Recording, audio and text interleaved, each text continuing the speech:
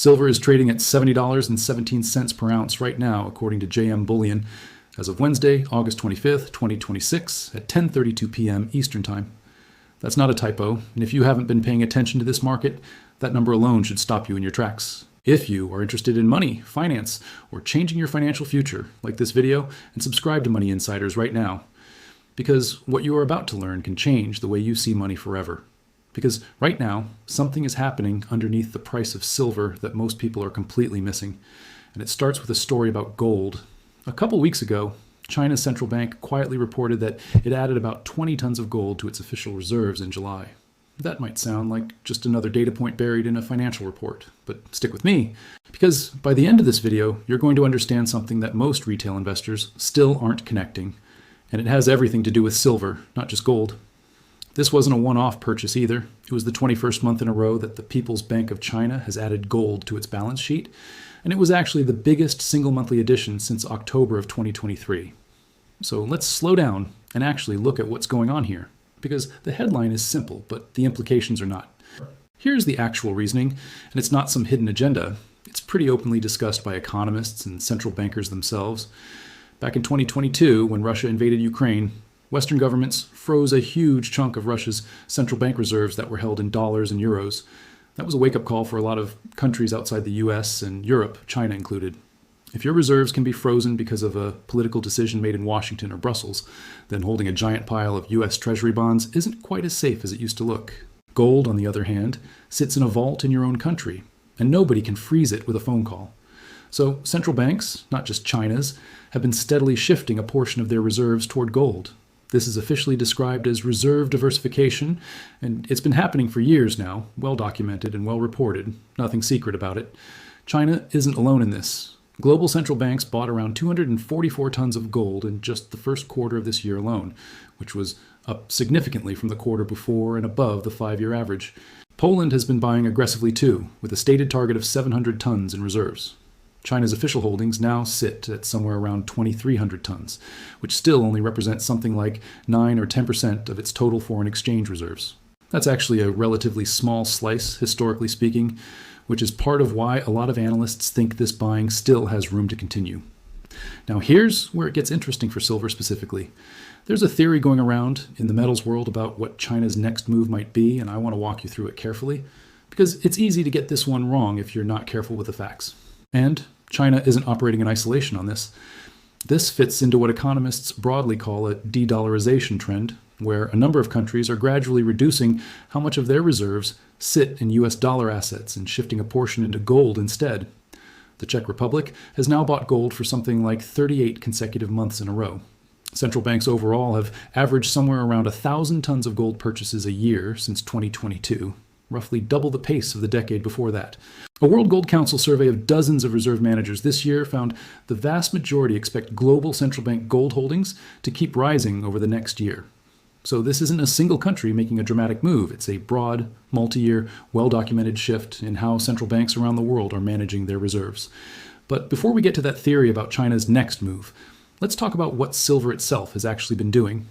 Because the price action here has been remarkable on its own, completely separate from any China story. Silver spiked to a record high back in January of this year, trading somewhere in the low 80s per ounce, according to pricing data from that period. Around the same time, gold was pushing above $4,500 an ounce. The two metals have largely been moving together this year, both benefiting from the same safe haven and reserve diversification currents. Since January, silver has pulled back some, and now it's sitting at that $70.17 figure I mentioned at the top. So yes, silver is down from its January peak, but it's still trading at levels that would have sounded absurd just a couple years ago. Silver spent most of the 2010s and early 2020s trading somewhere between $15 and $25 an ounce. So even after this pullback, we're talking about a metal still trading multiples above where it sat for most of the last decade. Let's actually put this in historical context, because silver has done this dance before, and it's worth knowing the real numbers instead of vague claims. Silver has approached the $50 mark twice in its history before this current run. Once in 1980, when it hit $49.45 an ounce during the famous Hunt Brothers episode, where two wealthy brothers tried to corner the entire silver market by buying up as much physical silver as they could. That ended in a crash. Then again, in 2011, silver reached $48.70 an ounce during a broader commodities boom, before falling back sharply over the following years. Both of those were speculative spikes that didn't hold. What's different this time is that silver isn't just sitting near those old highs, it's actually blown well past them in nominal terms, sitting at $70 today. That's worth sitting with for a second, because it tells you this cycle is behaving differently than the last two, even if we don't yet know how it ends. So why is silver behaving differently this time? A big part of the answer is industrial demand, and this is where silver is genuinely different from gold. Gold is almost entirely a monetary and investment metal. Silver is that too, but it's also a critical industrial input. It shows up in solar panels, electronics, latest electric vehicles, medical devices, and increasingly in infrastructure tied to the AI build-out. According to the Silver Institute's 2026 World Silver Survey, industrial applications now make up more than half of total global silver demand, up meaningfully from where it stood a decade ago. Solar has been the biggest driver of that industrial growth for years, though I want to flag something honestly here, because it matters. As silver prices have climbed, solar panel manufacturers have been actively working to reduce how much silver goes into each panel, and that thrifting effort has actually been working, cutting into what would otherwise be even higher industrial demand. Beyond solar, there are some newer demand drivers worth mentioning too. Electric vehicles use silver in various electrical contacts and components, and while that's still a much smaller demand source than solar, it's been growing steadily as EV production scales up globally.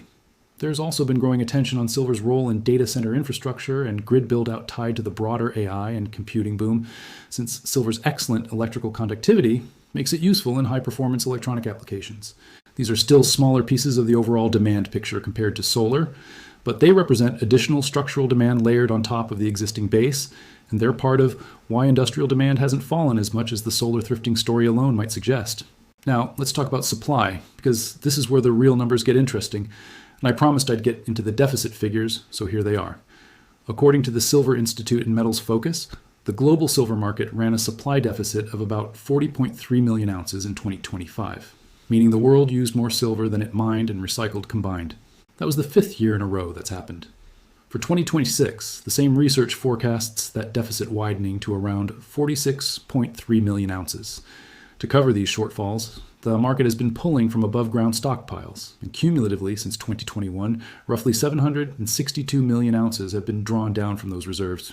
Mine production actually rose a bit in 2025 to around 846 million ounces, and recycling hit a 12-year high of about 197 million ounces.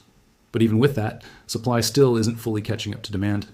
Here's the part most people don't know, and it's the reason mine supply can't just ramp up the way you'd expect. With most commodities, when the price goes up, producers respond by digging more of it out of the ground, and eventually supply catches up. Silver doesn't really work that way. Roughly 3/4 of the world's silver isn't mined on its own. It comes out of the ground as a byproduct of mining other metals, mainly copper, lead, and zinc. That means silver producers can't just decide to mine more silver because the price is attractive. They're mining whatever amount of silver happens to come along with the copper or zinc they're actually targeting. So even a sharp price increase doesn't trigger the kind of rapid supply response you'd see in other markets. New primary silver mines can also take 5 to 10 years to bring into production. That structural rigidity is a big reason this deficit has persisted for 6 years running, instead of correcting itself the way textbook economics would predict.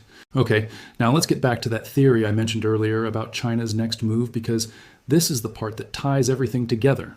And I want to be careful and honest about what's actually confirmed versus what's speculation. China's central bank officially reports gold purchases as part of its foreign exchange reserves.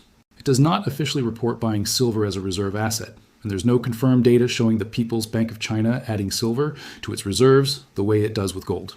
So I want to be clear, that specific claim is not something I can verify, and I'm not going to present it to you as fact. What is documented, though, is that domestic silver demand and warehousing activity inside China has been substantial this year. Reports on Shanghai's metals exchanges have pointed to large volumes of silver being absorbed into their warehouse system, tied to industrial demand and investment buying inside the country.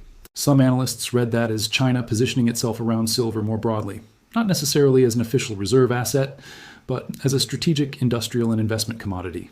That's a reasonable theory worth watching. It is not a confirmed policy, and I don't want to overstate it. Retail investment demand for silver has also been picking back up more broadly this year, and not just in China. Industry estimates from the Silver Institute point to coin and bar demand rising by a meaningful double-digit percentage in 2026 compared to the year before, following a similar recovery trend in 2025. Exact figures vary a bit depending on which report you're looking at, so I won't pin an exact number on it. But the direction is consistent across sources. More individual investors have been buying physical silver this year than last. Now, because Money Insiders isn't in the business of hype, let's talk honestly about the risks here, because this story is not as one-sided as it might sound so far. Silver is historically more volatile than gold, and that cuts both ways. It spiked from the 20s into the 70s and 80s over the past couple years, and it can fall hard and fast too, and it's already pulled back roughly a third from its January peak. If macro conditions shift, say the dollar strengthens meaningfully, or the Federal Reserve holds rates higher for longer than expected, safe haven and investment demand for silver could cool off fairly quickly. Industrial demand carries its own risk too. The solar thrifting trend I mentioned earlier is a real headwind, and if manufacturers keep finding ways to use less silver per panel, or substitute materials and other electronics, that could chip away at one of silver's core demand drivers over time. None of this means the deficit disappears overnight, but it does mean the pace of any future price move is far from guaranteed. There's also a simpler risk that's easy to forget when a metal has run this hard. Silver at $70 an ounce is already pricing in a lot of the deficit story and the industrial growth story we've just talked about. Markets tend to look forward, not backward, so some of what's driving the current price may already reflect expectations of future tightness, not just what's happening today. That means if new mine supply does eventually come online, or if industrial substitution accelerates faster than expected, or if investment demand simply cools because people have already made their moves, the price could underperform even while the underlying deficit story stays technically true. It's also worth knowing that physical silver typically carries higher dealer premiums over spot price than gold does, because the silver market is smaller and less liquid, so buying and selling physical silver can be a bit more costly on both ends of the trade.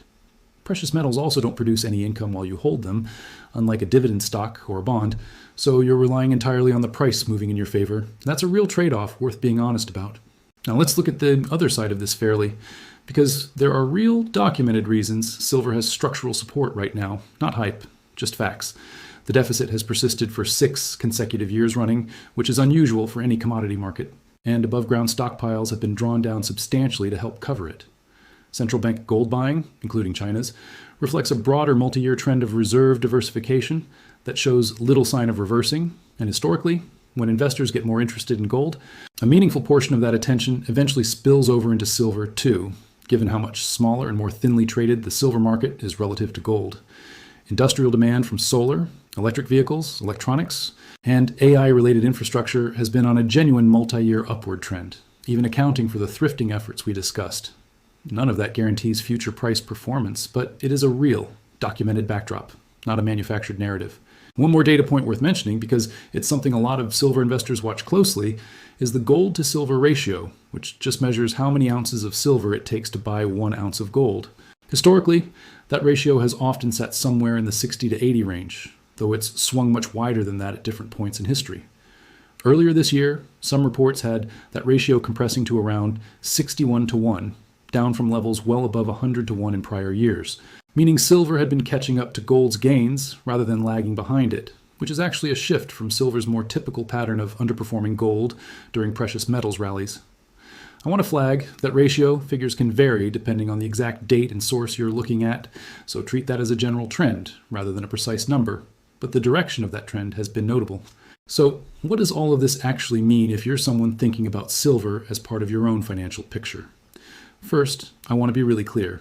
I'm not a financial advisor, and this isn't personalized financial advice. Silver, like any asset, carries real risk, and past performance doesn't guarantee anything about where the price goes from here. If you're considering exposure to silver, it's worth thinking about it as one small piece of a diversified approach, rather than a single bet you're staking everything on. Some people choose physical silver in the form of coins or bars. Others use exchange-traded products that track the silver price without the hassle of storage. And each comes with different costs, different liquidity, and different tax treatment depending on where you live. A common approach some investors use with volatile assets like this is spreading purchases out over time instead of buying all at once, sometimes called dollar cost averaging, which can reduce the impact of buying right before a short-term pullback. It's not a magic solution, and it won't protect you from a genuine long-term decline, but it's one way some people manage the emotional and financial risk of buying into a metal that's already had a big run. Whatever you decide, it's worth doing your own research. understanding the premiums you're paying over spot price if you're buying physical metal, and being honest with yourself about your own time horizon and risk tolerance before putting real money into any commodity, silver included. So let's bring this all together. China added roughly 20 tons of gold to its reserves in July, continuing a buying streak that's now run for 21 straight months, driven by a well-documented push toward reserve diversification after the events of 2022. That's confirmed, documented fact. What's not confirmed is any official silver buying program from China's central bank, but there is real, observable evidence of heavy silver demand and warehousing activity happening inside China this year, which is fueling genuine speculation, not certainty, about what role silver might play in China's broader strategy going forward. Meanwhile, silver itself has its own completely separate story playing out, a structural supply deficit now in its 6th consecutive year, industrial demand that's still growing even as manufacturers work to use less silver per unit, and a supply side that simply can't respond quickly because of how the metal is actually mined. Put together, that's a genuinely interesting setup, but it's also one with real, honest risks attached to it, and I wanted you to hear both sides clearly today, not just the exciting parts. That's the full picture as it actually stands today. $70.17 an ounce, a documented Chinese gold buying streak, a real silver supply deficit, and plenty of open questions still worth watching closely in the months ahead. If you learned something new today, make sure to subscribe to Money Insiders and like this video. More powerful financial truths are coming next. This video is AI generated.